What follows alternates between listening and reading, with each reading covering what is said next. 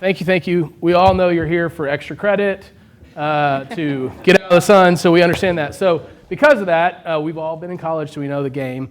We want to make this interactive. So if you have a question while we're talking, raise your hand and ask the question. We have some gift cards we're going to give out for questions. We all don't love speeches where people sit and talk to you about how smart they are. We want you to ask, and we want to interact and answer questions as we go. So please feel free to raise your hand, ask questions as we go. And we'll kind of jump into our story on how we started the company and what we've grown to and what we've learned and kind of the world of the franchise. So we're a franchisor, and so we'll talk to you a little bit about how we became a franchisor and how we grown our locations and so forth. So please, again, make it interactive as we go forward. Josh, Arnold, my wife Amy, I graduated, I actually sat in y'all's seat. I graduated with an undergraduate degree in entrepreneurship at Baylor. I graduated in 2003, so I did my MBA later here as well, but graduated. It was not near as nice then. We were over in Hankhammer, but been here exactly where you are. So we're thrilled to speak today. We have 3 kids, a 17-year-old who hopefully will be here in a couple years, an 8-year-old, 7-year-old, and a 12-year-old. We have one in every school. One in every school. We live in Austin, so the company is in Austin, Texas, out west of town. So we love Austin. We had to bring our Longhorn cohorts along because they love Austin too. But we're thrilled to be here. Again, make this interactive as we go. We'd love to tell you kind of our story on how we started the company and how we've grown it to where we're at. And I'm Amy. Josh kind of introduced both of us, but my degree is in elementary school education. I was a stay-at-home mom whenever we started this business. You don't have to be a specialist in a field to start a business. That's important to know. We just met a need. We did something that we thought was important and fun, and that's where our business started. So cool to see it come from a little idea to 450 locations now. So. Just go ahead and picture. Picture. Slide. We did change the color on this slide. Sorry about that. Yeah, got to go burnt orange on this one. I'm James Stanley. As they mentioned, we're a UT grad, both UT grads. I graduated in '98. I don't even have to say that probably. But I do. My business degree is actually from USC. So I was thinking like the last time I've talked to a room full of college kids was probably at USC getting my MBA in a communications class and having to present. So a little rusty in this area, but we're excited to be here, and we've loved the business that we've launched, and we kind of want to share with you just what that looks like, whether it's your own idea that you want to franchise or whether you want to become part of an existing franchise network. So. I'm Jessica, James's wife. We have 3 kids. Our kids have all grown up with Card My Yard, so it's fun to see how much the business has grown with the kids as well. So UT grad, graduated in 2001. Gosh, we are old. Yeah. So we're going to talk to you about spreading joy today through our business. Yeah. Okay, so what is Card My Yard? Raise your hand if you are familiar with Card My Yard, or if you've seen this concept even before. Wow, okay. Like your parents. Wait, okay, raise your hand if you've worked for a Card My Yard before. Is he here? Where's Aiden? Where's Aiden? Okay, we'd had lunch. Okay. You had class. Too bad. That's good. So you kind of know a little bit about what we do. We deliver joy. Somebody had their birthday celebrated by us. There you go. See, look at that. There you go. All right. So we get to deliver joy for a living. That's what we show up to do. Somebody has a celebration. They have something going on that they want to create a memory around, and so they go onto our website. They order. When they put their address in, it sends them to a franchise location of ours, and we show up and do all the work for someone. So a little bit about. Yeah, I mean, it's a yard greeting service, right? So we're a full service company. It's a rental, and that's how we started it. We looked at, can we sell these to parents? How are we going to do this? And so we decided that we were going to be a full service rental, and that's how it started with Amy and Jessica. And we're going to kind of go into some of those early days.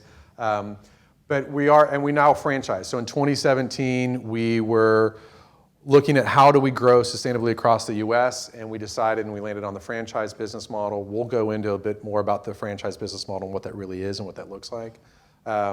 But essentially, as a franchisor, we define the brand standards, we define the guidelines, and then we find independently owned, operated locations and owners across the country that then take that business model and run it in their own local areas.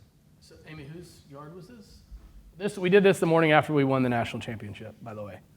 Was that? That was not Scott Drew's yard. It was the assistant but we did coach's Scott front yard. Drew's So, yeah, yard we did Coach Drew's as well, Yeah. but we didn't think we should put his picture up there for everybody. But So on here, we actually did that the morning after we won the national championship. that's right. So on here you see that it's the secondary income source for family. We don't fit in a typical franchise model box. We usually are designed to be somebody's secondary income. So think of the stay-at-home moms that want to add extra income to their family. That's usually who our franchise owner is, with the exception of a few. That's kind of how they started. So that's where we get the word mompreneur.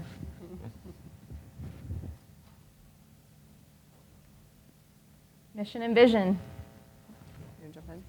Want me to take it? Okay.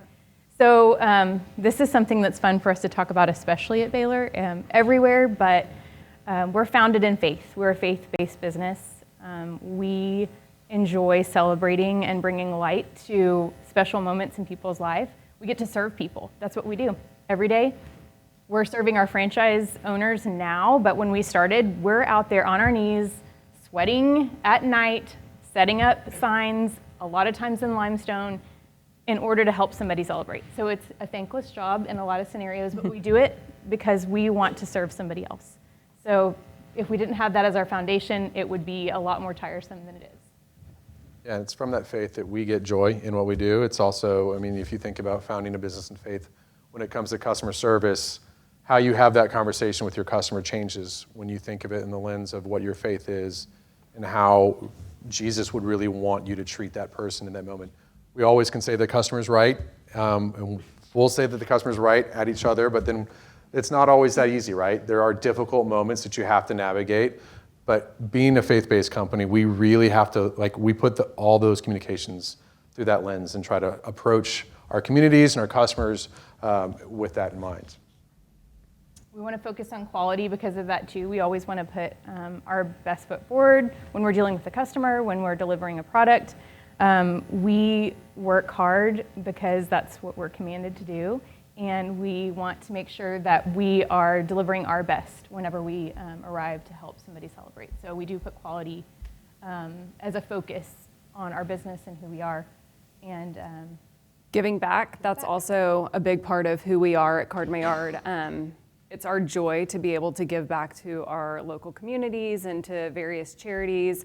We support a lot of ministries through Card My Yard, and that's important for us to set an example for our franchise owners to then turn around and give back in their local communities as well.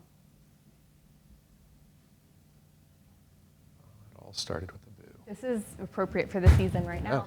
So how we started, our very first order that was ever booked was actually a boo for Halloween. Have you guys ever seen these in your neighborhoods where you boo neighbors? You do that? You leave them treats and then they go on and take The treats surprise. to another neighbor? Okay.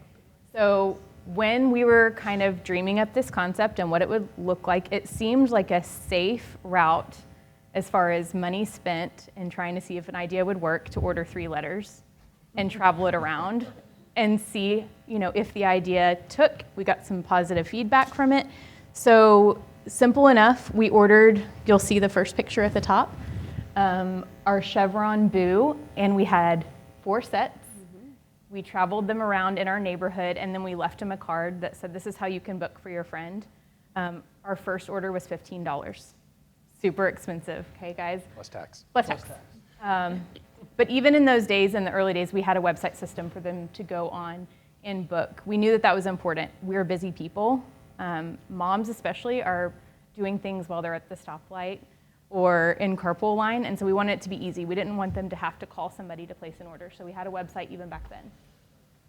And that just shows you how far we've come on our setups. Yeah. So And the design. top and design. So we've come a long ways in terms of what our yards look like now. I designed that chevron. Don't take offense. Did not know how to use AI. This is the first article we got asked to be interviewed for. This picture was right here is in community impact. So that's why we included that in our early days. It was important for us when we were starting Card My Yard to say yes to everything. We serviced all of Austin, Texas, which if any of you are from Austin, you know how big it is. We would drive from South Austin to way North Austin in the same day because we didn't want to say no to customers. People were loving our idea, so we were like, we're onto something, we have to keep going. So that was something that we learned early on, was to make sure we always said yes. Also, we had to say yes because our website was not sophisticated enough to turn around and tell somebody that we weren't available. We had no inventory management. So we would get an order, and it seems crazy now, but sometimes we would be in our pajamas or done for the night, kids are asleep. We would get up and get redressed and go pull an order and go do it because we didn't want to disappoint somebody on their special. And we would call customers back and say, oh, you're really far. That's going to be a $10 delivery fee. And they would never pay it. And we're like, it's fine. We're just going to go anyways. Josh and I would look at each other. Yeah, we'll talk more about that. We have competitors. Yeah, we do have competitors, and we'll talk about that. I mean, I think one of our goals, if you look at kind of 2022, it finished 2021 and 2022, is, COVID was while other industries, COVID hurt, for us, it was actually a major spike for us. So we became, drive-by birthdays, which you've all seen, or Heroes Work Here. I mean, we did all that stuff. So our business really grew in 2021. Or 2020 and 2021, and with that, when we weren't able to service customers, other businesses pop up, right? So supply and demand. If there's a need, somebody will fill it, right? So there was a lot of customers. So what we have really tried to do is one of our main goals this year is making Card My Yard the verb of the industry. So much like Garmin or Kleenex or whatever it is, we want any yard sign to be Card My Yard. And we have really pushed on our locations through branding to make sure that we set ourselves apart and that ours looks better, feels better, and the customer has a better experience. So we really are pushing on that because it is, it's not, there's not a huge barrier to entry for other locations. But to answer your question, no, you can't stop somebody from going and. Right, no.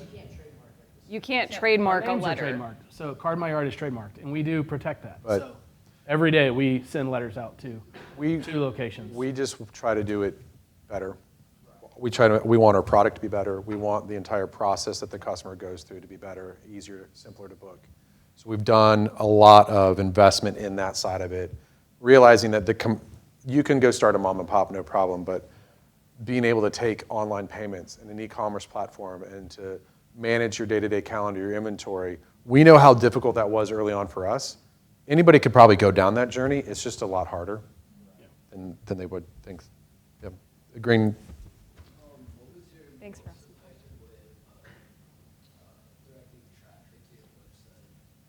Social media. Our business is largely driven by social media. Moms are really proud of their kids and really want to show off pictures of their birthday, whether it's their first or their 16th. And so we would just encourage anybody that posted a picture of us to always tag us, and it would create traffic back to our website. And you see that too, like when we asked you if you've heard of Card My Yard. If we would have had the same conversation 3 years ago, there might have been one hand raised in here, right? So that's social media. As your mom celebrates your birthday or your dad celebrates your birthday and they post it on social media celebrating you, it obviously gets passed around. So that's how. So quick question. So what does your business model look like now? Obviously COVID, everybody's kind of decided, so Card My Yard I think really blew up. Mm-hmm. So now that COVID's kind of hopefully coming to an end, what are kind of future things you guys want to do with Card My Yard and how you expand? Yeah, so that's actually one of the challenges we're struggling with right now 2020 was a great year financially for us, obviously, with the pandemic, but finding a new normal, right? We had a normal in 18 and 19, and then 2020 was unsustainable. It was busy, but it was not good for us. It wasn't good for our locations. It was too busy. It provided a lot of competitors into the industry because we couldn't fulfill a need. And so finding that new normal and what that is kind of along with creating ourselves as the brand, finding that new normal, the new kind of optimal way that the engine runs this year has been our goal. As we come down from that, how do we stay relevant?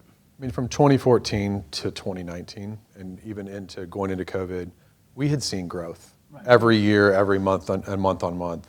And so our belief is that, reset after COVID, there's nothing that stops our business model from continuing that growth.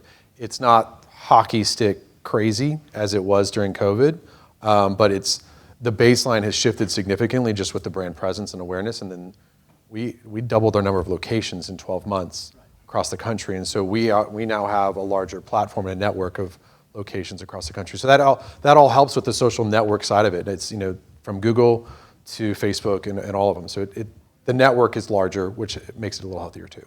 Do you want to go on maybe to the next slide, and it kind of goes, I think the next one goes to, Well, we get to I was going to say, there's a timeline coming up. Yeah.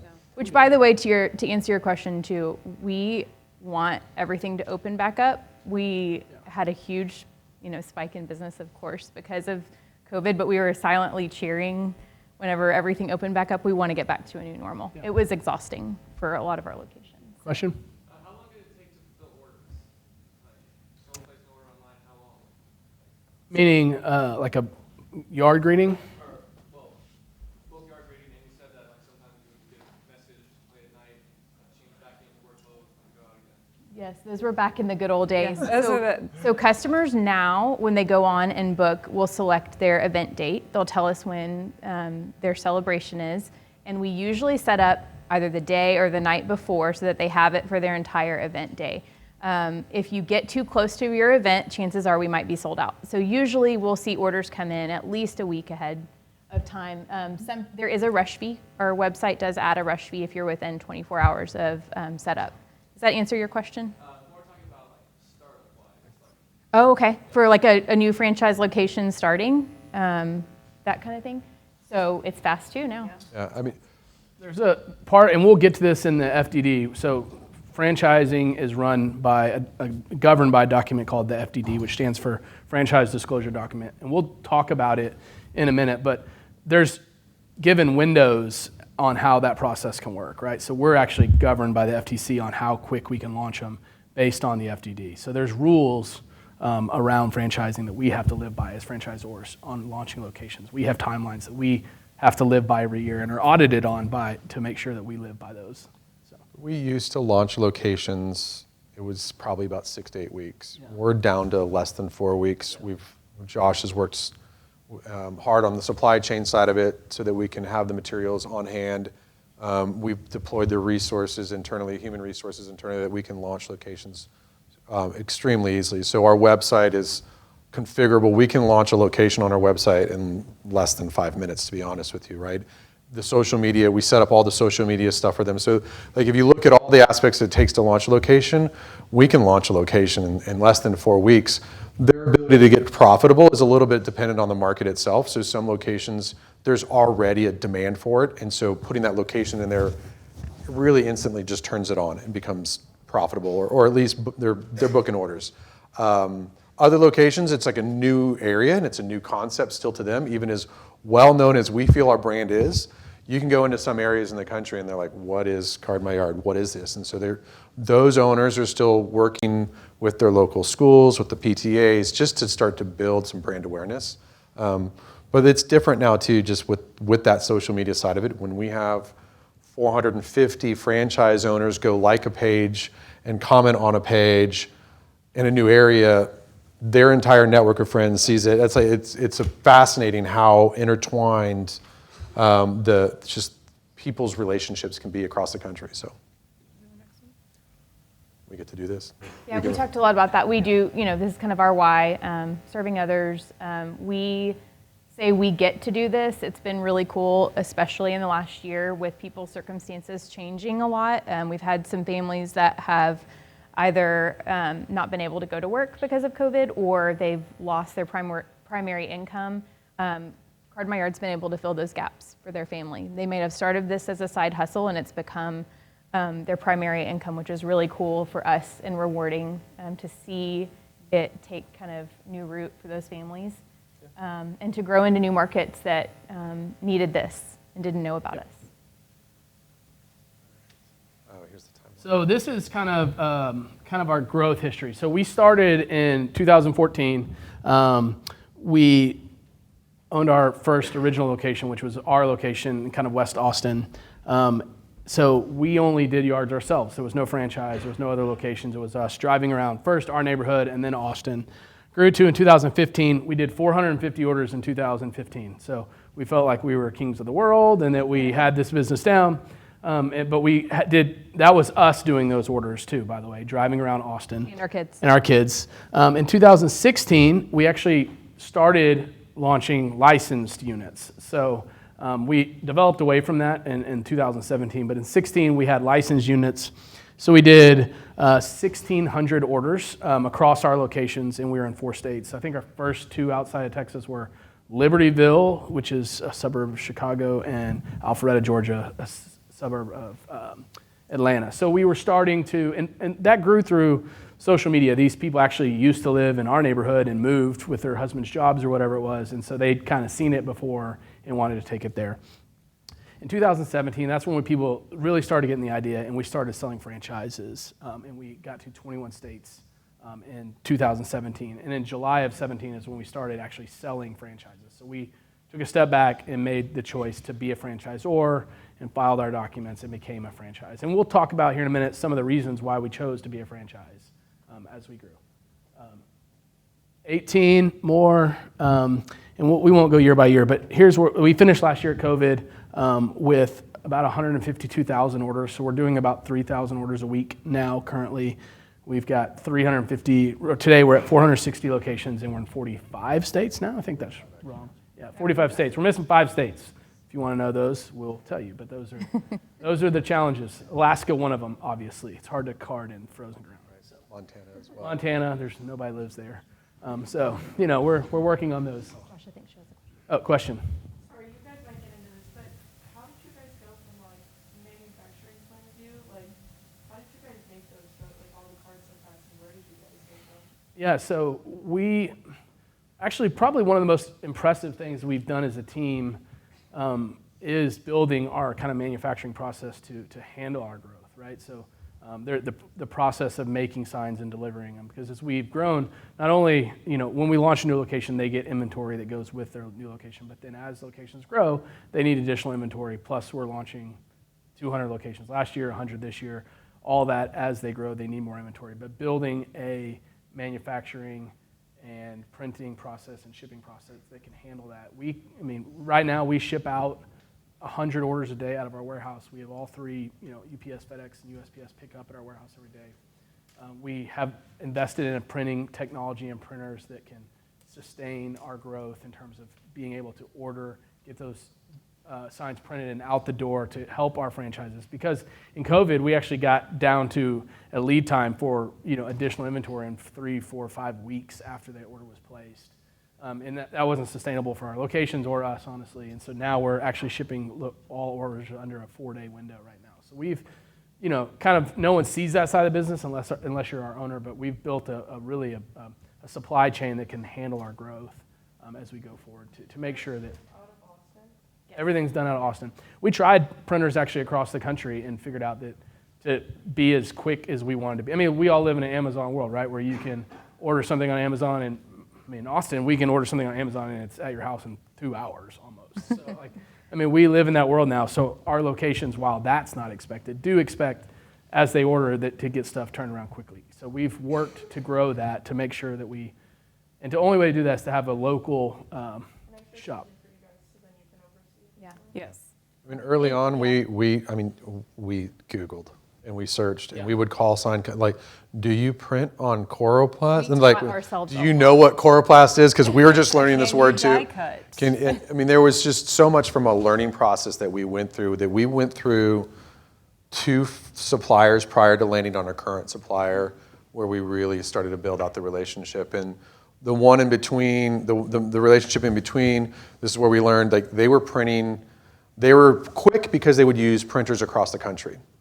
The problem that we started to run into is the consistency and the color quality, where printer one over here would print it one way, printer over here would print another way, and it would show up to a location and the colors wouldn't match, or they would look different, or they would cut different. In the historical printing world, you use the sign, you threw it away, like a political sign or whatever it is. You use it and you throw it away. Well, our stuff's used over and over again. So when you get a new A, it has to match what you currently have, which is a major challenge as you look at printers. And it has to be the same technology over and over again. Consistency. Consistent, which took us some time to figure out. There's trial and error in every business.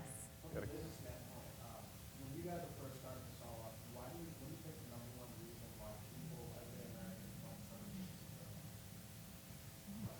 Fear. Fear, yeah. Fear. Fear of failure.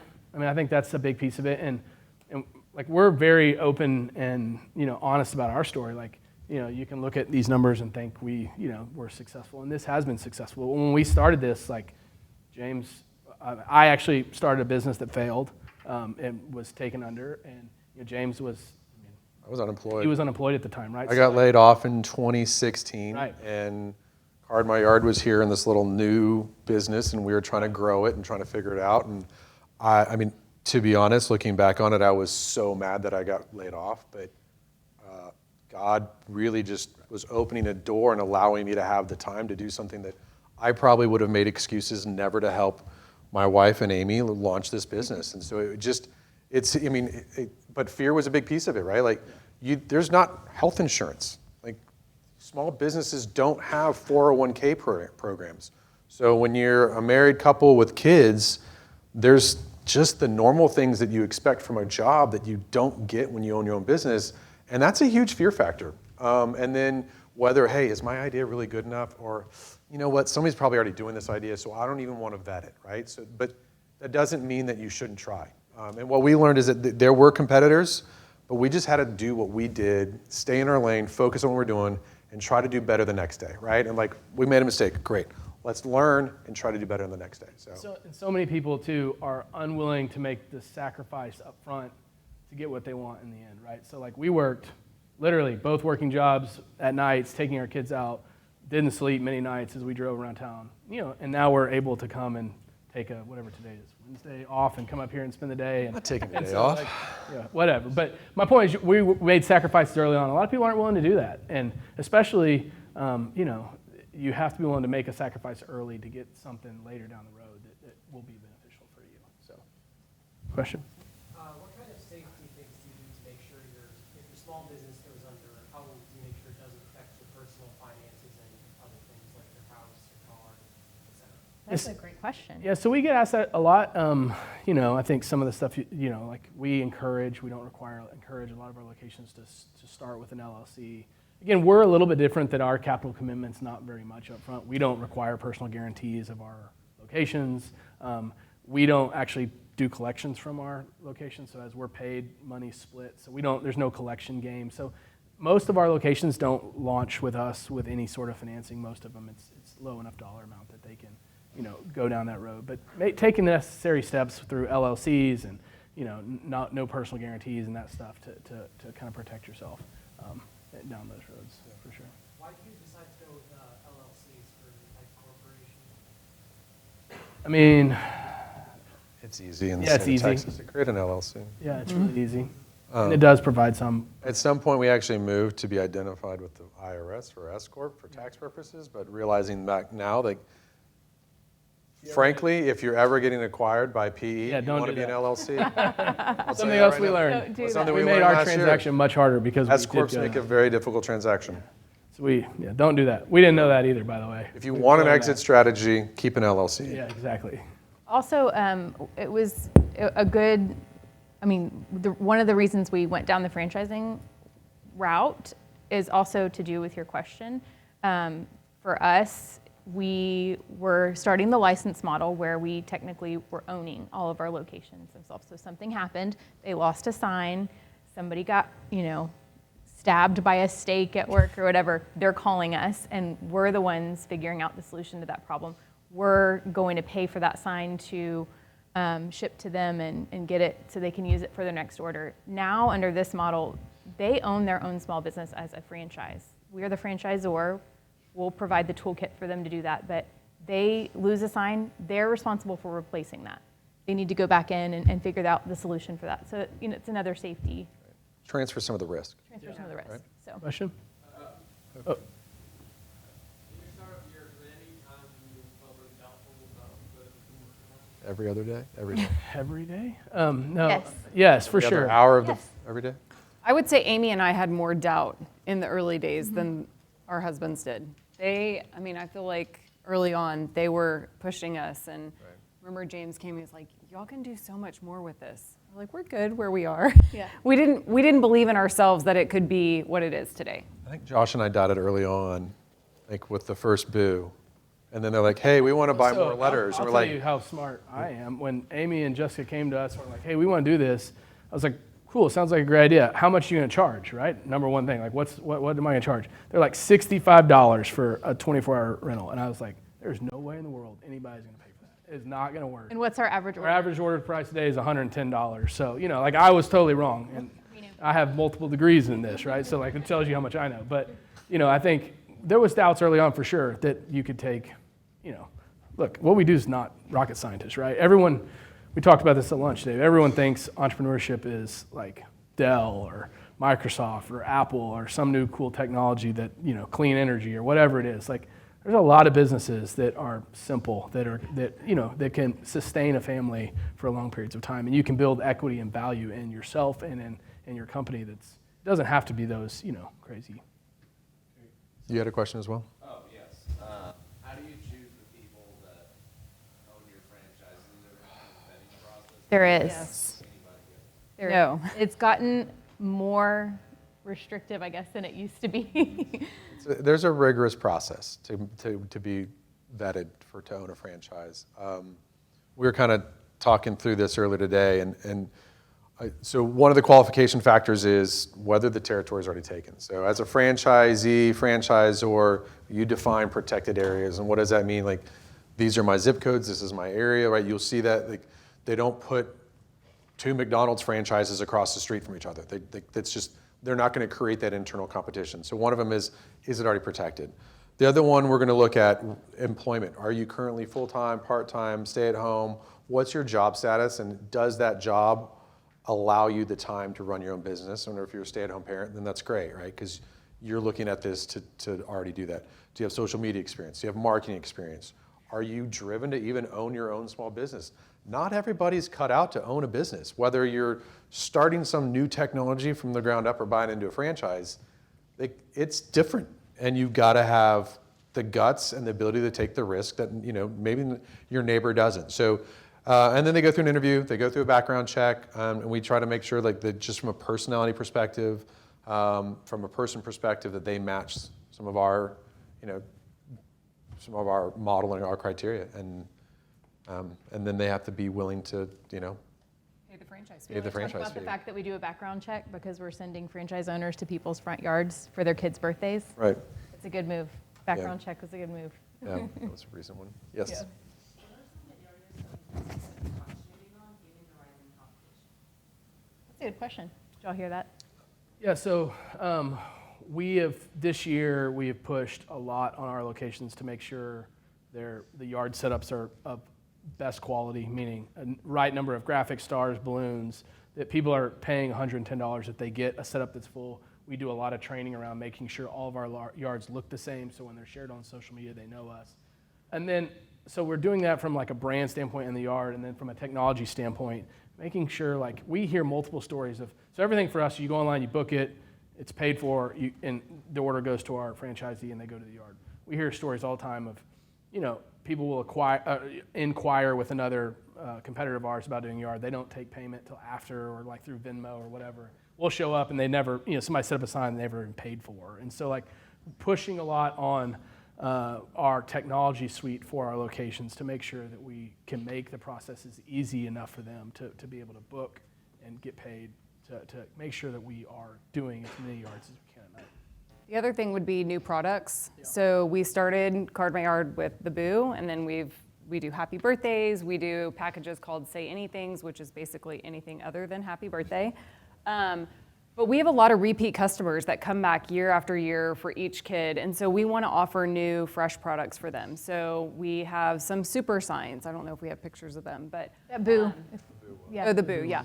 And then we offer lights. So some customers want to have their sign lit up all night long. So we're constantly adding new products for customers to add on, so it's new and fresh year over year. Also, we don't want our locations to be sold out. So we've worked a lot this year on training our location owners to hire helpers or to manage their time where they can go during the day even sometimes, so that they're not burnt out at night and shutting down, because not accepting an order leaves ground for a competitor to come in and take that order. So, you have a question? Yeah. What power do y'all have over the franchises if somebody's not doing So one of the, It's like a string. Good question. That's an everyday question. yeah, so one of the, I mean, Push on, but easy to pull? Yeah. I don't know, it's, so they sign a franchise agreement, we sign a franchise agreement, and it lists out kind of what we can and cannot do with, you know, with our location. I mean, they own their own business, right? They use our trademarks and our brand, but they own their own business. But so are our rules around what we can and cannot push on. But they do have to operate within the franchise agreement. we can retrain them, re-enroll, you know, like well, there's things that we can do from, like if their setups aren't meeting our brand standards, right? We'll go back and train them again and say, look, this is what it needs to look like. We'll walk through that. If they're trying to circumvent the commerce platform and avoid paying royalties, like there's an entire termination piece of that, right? It's a bit of a stick in that case, and they don't really ever want to be in. Nobody wants to be in default of an agreement. So it's a little bit of it's just coaching to make sure they understand that, but it's not. I mean, it is kind of like a string. Like you can't push on it all the time, right? And so there's not. As much as we'd like to, there's not all the things that we can do, but we do ultimately own the trademark, and we have the rights to it, and so we can pull the trademark from that location as the trademark owner. So that, I mean, and then at that point, they would be operating outside of Card My Yard and just figuring out them out. And again, that's the last case, and I don't think we've never done that, but. Yeah. Oh, question? You said you had your degree in elementary ed, and was there any point, like, especially from the beginning of the startup, that you felt like you were drowning because you were in this, like, business world, and you're not able to just come on, you know? Yes. Whatever, your husband, and be like, okay, what do we do now? Because he had his degree in entrepreneurship or whatever. Yes, it's always been a family business, and for all of us included. So you may see Amy and Jessica. We may be the ones out there, you know, talking about us starting because they had other jobs when we first started, but they were helping us. We were coming up with the ideas and then saying, how do we do that? Help us, how do we do that? So Help us implement. Help us implement. And there's been, you know, a learning curve for sure. We've taught ourselves a lot of things as we've gone along. Acronyms, yeah. And when you're in the PE world, there's acronyms for everything. And so we've come up with our own acronyms. But I think it's important as a business owner too to always say, I may not know the answer, but I can figure it out or I can hire somebody to help me. So it's been more about just, again, going back to being willing to say yes. I'm gonna say yes, and then I'm gonna figure it out. That's kind of our standpoint. So. How are we on time? Just a real. Okay. You wanna let's go to the next one? Let's Go through some. go to some of the franchise stuff Yeah. real quick, just because I think it's some interesting stuff. Yeah. Read that. We understand that we're It increased. Fun facts, last year, this one I like, they drove 1.2 million miles, which is 100 trips around the world. Website analytics, you asked a little bit about what this looks like. You can see organic versus direct and versus social. iPhone is our #1 mobile interactive device. Moms at the stoplight. Who are our customers? Moms, right between the ages of 35 and 54. Dads book orders too. They do, but 80% are female. So that's what they look like, that lady and that lady. This is where we're registered. So, yep, we're registered in all 50 states. Why is that a big deal? We can talk about this from a franchising perspective. So the Federal Trade Commission regulates all franchise law. States individually can have their own laws, and there's about 18 states that have their own franchising law. California's, New York's, Washington's. You guys can probably come up with a list of the other ones and be pretty close to it. So they have their own laws to comply with. They do follow the federal trade line guidelines, but there is a registration process that you have to go through annually, and that can take 6 months during COVID, and then you don't even get to sell a franchise because you're renewing again. But We're talking about New York. we're talking about New York. This is where we're currently located. So 44 states, 46 states that can't keep it up, but you can see that we're not in the north, and then Alaska. So, all right. So why franchising? Why would you do it, right? So as we kind of grew to that point of deciding kind of where, we owned our own location. We were trying to figure out okay, people are starting to call us going, hey, we want to do Card My Yard and, wherever that may be.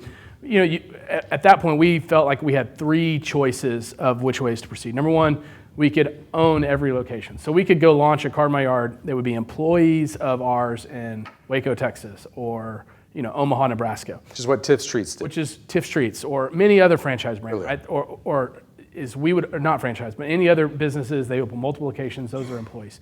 We felt that would be really hard to control the growth, to grow quickly, and it's not full-time, right? Secondary income. So having that was tough. 2, we tried to go down the licensing road, which worked for a little bit, but quickly we realized that it was actually, the franchise law, if using common trademark and common brand across multiple locations, the franchise law is actually pretty clear. Right. And so we figured legally we were a franchise. So we started franchising in 7. There's 3, right? One of them is a $500 threshold. Correct.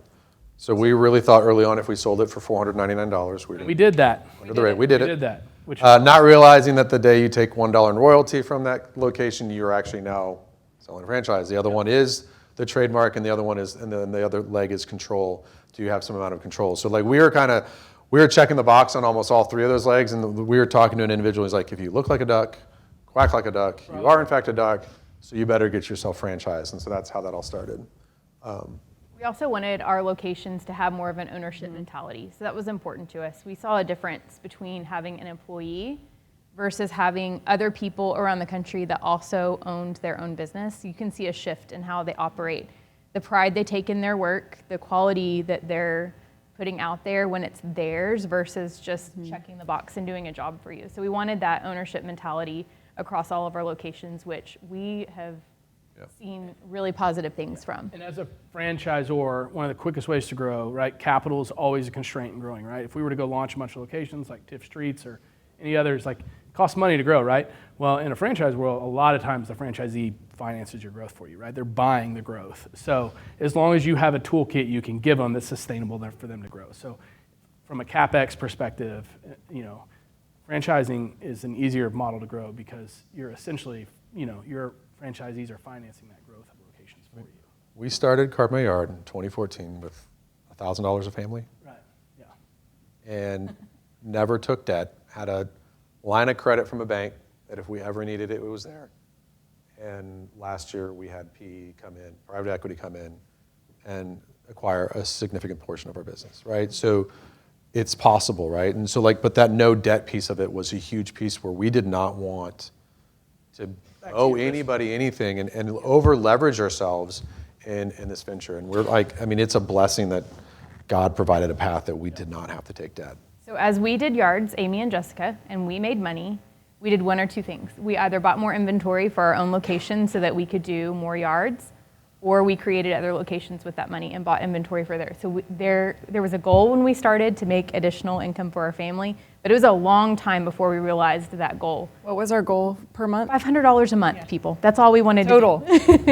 $250 a family. So it wasn't something where we just add water, we've got money. It took us a couple, if not 3 years, to realize the money and the time and the effort that we put into our company. It wasn't instant. So that's important to tell you guys as college kids looking to start your own business. It's not going to be instant, most likely. So one of the risks of going the franchising route that we looked at when we did it was, you do give up some control, right? We don't own those locations. We can't tell them to go do those yards, right? It's their choice. At the end of the day, they can say yes or no.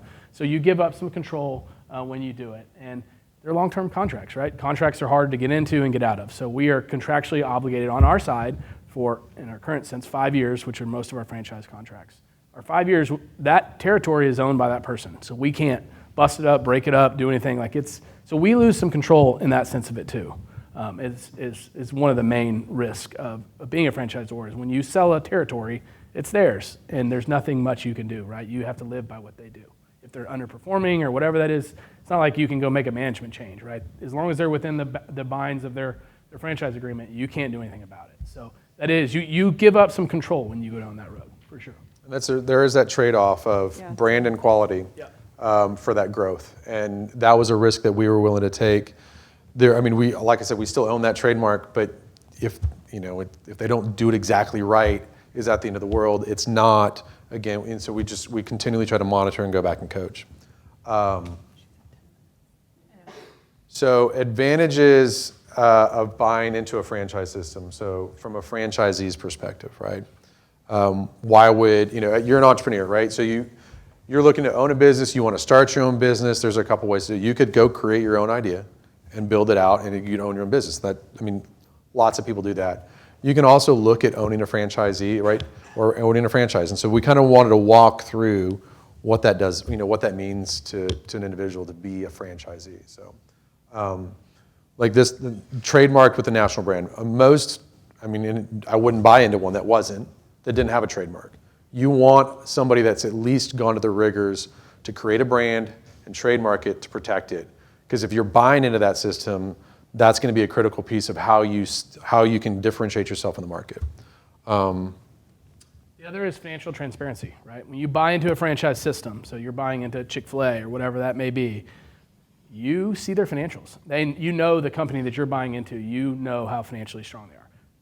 The flip side is on us. We get audited annually. We have to turn our numbers over to the auditors and to everyone to see, because if you're buying into us as a franchisee, the government wants to make sure that we're a sound investment. And so you do get to see what you're buying into. You get to dive in and look at some financials and look at their operations and see the way they do things to make sure you agree with it up front. So you do have some sort of a path that you don't have if you go to it on your own. So you're talking about fear being one of the reasons that somebody may not want to start their own business. This eliminates some of that fear. It's a business in a box for you, essentially. You've seen somebody do this, and you're going to bring it to your area. There's a playbook, right? We create a playbook. That's what we do. We create a playbook for growth. That's what every other one of those locations do, is create a playbook. So you do have some performance and coaching to help you through that. For us, our franchise owners don't have to go and figure out how to create a website and code and how to take orders. We have a completely customized e-commerce platform, so it's a one-stop shop for them. Tradable business. So this is one of those things of we wanted to have some sense of ownership.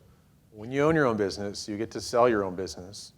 So as a franchisee, if you're done, if there's a life change circumstance, you get to sell your business. So if you've created a book of business, if you created value, you can sell your franchise at a multiple of what you paid for it as a franchise fee. So it's a way that you're not just getting the daily revenues, you're building equity in your own business that you can then sell later on down the road. And so that's not something that you fully recognize, other than, I guess, Chick-fil-A. Except Chick-fil-A doesn't work that way. It doesn't apply to Chick-fil-A. But most other franchisors, that's a true story. So, but again, the value that you can capture with that is reflective of the work you put into it to start with. So if you buy a franchise and treat it like crud and don't really work it and it doesn't grow, you're not going to have anything to sell. But it's no different than a business that you want to create today. If you're just going to try to create a business and not actually take the steps forward, you're not going to be successful. So I think in either case, whether you're going to create your own venture or buy a franchise, you've got to put the work in and build that equity. The advantage of doing it within a franchise system is there's usually a department or a helper to kind of help you trade that they have experience in. There's a process. Yeah, there's a process. The last bullet on there says national advertising. Did any of you guys see us on Ellen? Did you see our picture on Ellen? We were on the Ellen show. That was some national advertising that we got to do for all of our locations. We helped Ellen celebrate her 3,000th episode, and then a week later she announced that was her last season. So we sent her out with a bang. Yeah. They're probably too young for Ellen. Yeah. They're like, Ellen who? That's all right. That's all right. We just have We got 5 minutes left. Any questions? Yep. Questions? It's hard. Kitchen. Kitchen. We wrote down a bunch of names. We have lots of business ideas based on the same thing. Wrist my watch, shirt my back. Shirt my back. Verb my noun. So we sat in a kitchen one day and we were going through all these different iterations, and I don't know, we were like, well, we want it to be descriptive of what we do, but we didn't want it to be location specific. And I don't know, we played with a bunch of different names and variations. I think Jessica actually won. I think she came up with the final. Our brand is exactly what we do, and so I want you to card my yard. Recognizable. It can be. It's not like we named it Card My Yard Austin. So we were able to franchise our business across the country with the same name, which was The one of the unfortunate part goals. about it, it's been a great name and it's very recognizable. The problem with it is a lot of people try to use it now too. So we have to spend a lot of time and money, protecting that. Asking them not to. Yeah, question? You said earlier that you had a business that you tried opening up earlier that kind of went under. Can you kind of elaborate on what that was and what kind of failures you faced and how you kind of bounced back? It's an unfortunate one. Yeah, so I worked for, my dad and I actually started a business together. And it was a watch business actually, but we were the national licensee or global licensee for Nike, Columbia, and Converse in the watch industry. And Apple came out and took out the entire industry. Raise So, your hand I if mean, you're wearing an Apple Watch. Yeah, exactly. How many people wear a watch that's not an Apple? Or wear a watch at all, right? Your cell phone is a big part of it as anything. So we went from 25 million in sales in year 5 to 2 years later at 0. So sometimes in business, Yeah, there's circumstances that are out of your control. so Apple killed us. Yep. The phone and the watch. So been there and it sucks, but I know. they did specifically. I mean, like I actually did the launch of the FootPod and the original Nike shoe, which was kind of the first parlay into this whole technology unit. But I mean, they just have an app on your watch. So I mean, Apple. Question. What are the hardest challenges that franchise owners face when first starting their franchise? That's a good question. It's probably different this year than it used to be. So last year, I would tell you that franchise owners were facing the challenge of having way too many orders too soon. There was people looking for them before they were actually ready to go. They hadn't done, all their homework. They hadn't prepared accurately enough, and then they had all these orders. So they were just overwhelmed before they could even start.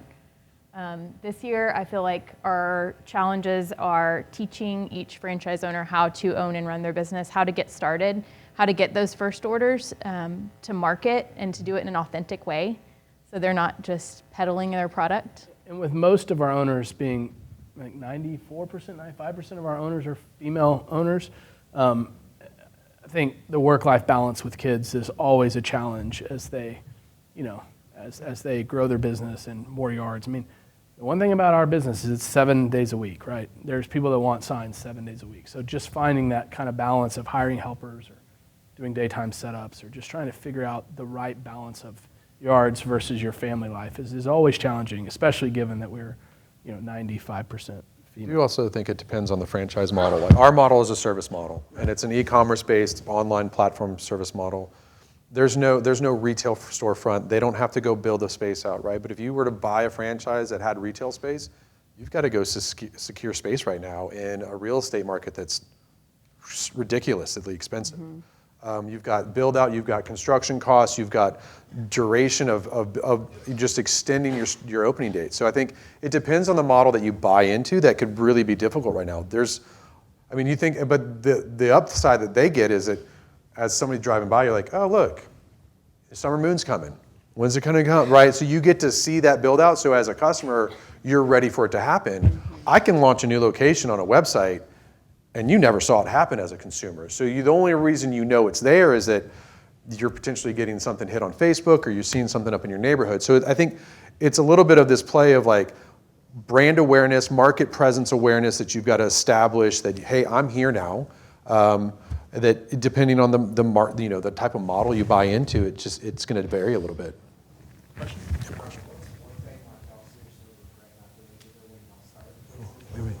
Oh, should we go? We have a slide for that. Slide.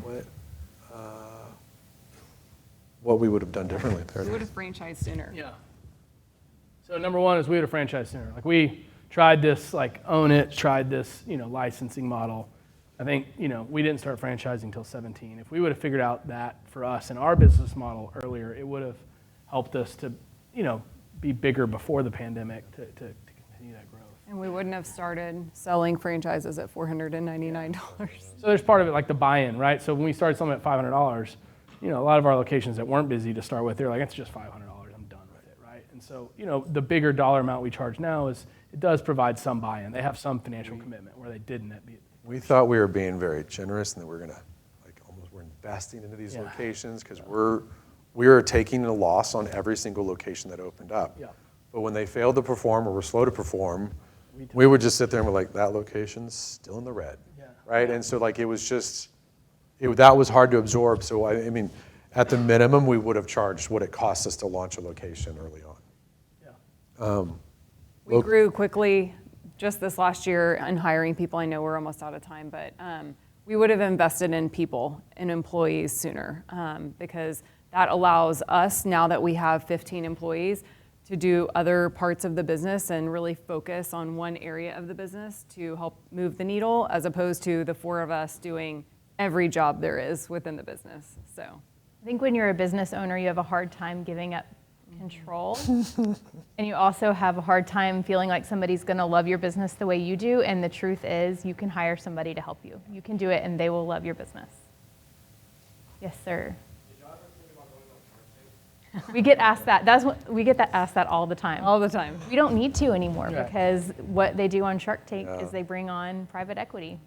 We actually thought about it. The truth is, we actually thought about it. We thought about it. Like, Yeah, we looked at it. We looked at it. We didn't do and we it. weren't willing to. You have to give up a lot Giving a Shark Tank. when you go to Shark Tank. Do you like We actually did- shorties? That was actually the question we used to get the most. Our friends own shorties too. So 2 more Okay, 2 questions. more questions. And then back there for last one. How do you know when to like hire someone to help you out with something? And what kind of things do you usually have to hire people for? When to We're hire. still working Yeah, we're at still- 1 in the morning because you couldn't get it all done during the day. It's time. It's probably One of the time. things that we've learned I should is take that advice today because I think it was. once you have the financial capability to hire people, I think what you have to, the shift in our mind has been, we need to hire people for doing jobs that we can do so that we can do things that they can't do, right? So like we can all post on social media or do financial statements or whatever, but like when we made the shift in our mind, once you have the financials to cover it, to be able to do jobs that we could do so that, or do jobs that, hire somebody that can do a job that we do so that we can focus on something that they can't focus on. So that was kind of our shift, is like, when we really need to look at focus on growth or focus on building stability around our business this year as we grew so much last year. Hiring people to take over aspects that are, pretty operational so that we could focus on things that they couldn't. So, Last question. last question. we are all co-CEOs. When we brought on private equity, they made us take titles. We never had titles before that. We were all, It's actually the most awkward Co-owners. It was conversation awkward. of that whole deal was like, yeah. we've all done different parts, and being a small business, right? Like you do it all, right? There's no, and so they made us. In fact, we actually tried to make Joybringer our titles, all 4 of us, and they told us no. So yeah, we were like Chief Joybringer, and they said no, you have to have titles. So we don't have a CEO. We all have the same ownership and power, and we work together as a team. So it is honestly, it is really. It doesn't happen very often where that's the case. So. And private equity doesn't want us to say Yeah, right. exactly the amount. Yeah. They have a substantial amount. They have, yeah. But we are still absolutely invested in, there's Yeah. different stages of private equity, as you probably all know. This is a growth firm that comes in and they buy some percentage, but they want management teams to stay on and run it. So they don't want to buy, and they want to buy and grow with us. And the reason we chose the private equity route this year is we added 200 locations, and we just needed some stability in groups that, the PE group we chose, they did Urban Air, Massage Envy, Restoration One here in Waco. What other ones have they done? Vision Source. Like, they've done non-restaurant franchises, and we wanted some help. We don't consider ourselves experts in the franchising world, and so these guys, that's all they do is non-restaurant franchises. So we felt like we needed, none of the 4 of us consider ourselves the smartest people in the room, right? So we wanted help of people that have done this before to help us kind of build some stability around our business and grow the right way. And so that's why we brought them. It wasn't a financial thing for us, because it was a really, growth can kill you. Growing too fast can kill you. You can lose control and lose quality and some of that stuff. And so we felt we needed a partner to grow along with us that has been there and done that. Okay. Thank you all.